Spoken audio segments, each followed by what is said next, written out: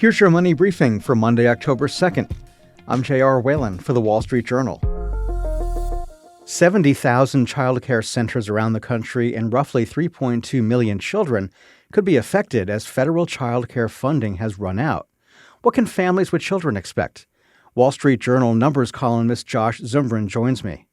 So Josh, why did federal funding for childcare end on September 30th? If you have a kid in childcare, there's a pretty good chance you've encountered this, that the third big stimulus package that the government passed during the pandemic included $24 billion for childcare spending. It went to childcare centers, it went to family childcares, and it was a very significant lifeline for the industry during that kind of later pandemic period.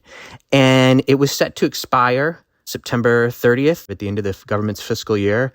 And so it's over now. And so the question is, what's going to happen to all of these centers that serve so many kids when they no longer have this extra boost of funding?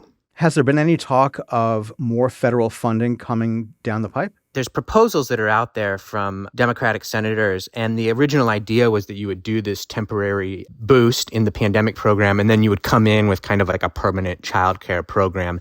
And they've never gotten to any sort of consensus on how exactly to do that. So although the idea is out there, there's senators and congressmen that are very passionate about the idea, it's not really something that seems to be close to coming into place. And so the situation for now is that the temporary pandemic program is over, and there's not a big new program to come in to fill that hole of what's going to be missing. What kind of an effect could the current situation have on families? One of the things that's gotten so much attention, and it was kind of what we were looking at when we wrote this column, was there's this estimate out there that as many as 70,000 childcare centers are likely to close, and that 3.2 million children could lose their slots. Those are some numbers that everyone has latched onto, but I think they're actually very dire, to the point that even the authors of that estimate, they've described it as the childcare cliff. But when I talk to them about it, they don't really think this is going to play out like an abrupt cliff where that many centers or that many kids are going to lose their spots anytime soon. Why is that? Well, part of the reason is because they sounded an effective warning that there was this end to the funding, and it gives everyone kind of time to prepare. Everyone knew the moment this was signed into law that it was ending September 30th, 2023. And it's been apparent for some time that no new funding was coming into place. And so rather than everyone just charge off this cliff, places have been getting ready. A lot of childcare centers have already begun raising rates or making staffing decisions in anticipation of the federal funding going away. Quite a few states actually have stepped in with fairly sizable childcare programs to kind of replace what the federal government was doing. There's smaller things too. There's corporate programs that are growing, that are kind of like a significant thing again, where corporations are doing childcare subsidy type things. And so there's a lot of things coming together to mitigate the impact of what that cliff was originally described as being. So the good news is that many childcare centers got ahead of this, but weren't costs high to begin with? That's right. This was a kind of a temporary program, and there were lots of industries that needed temporary help through the pandemic. So many industries benefited from temporary programs in these stimulus packages. And so there's nothing unusual really in that sense.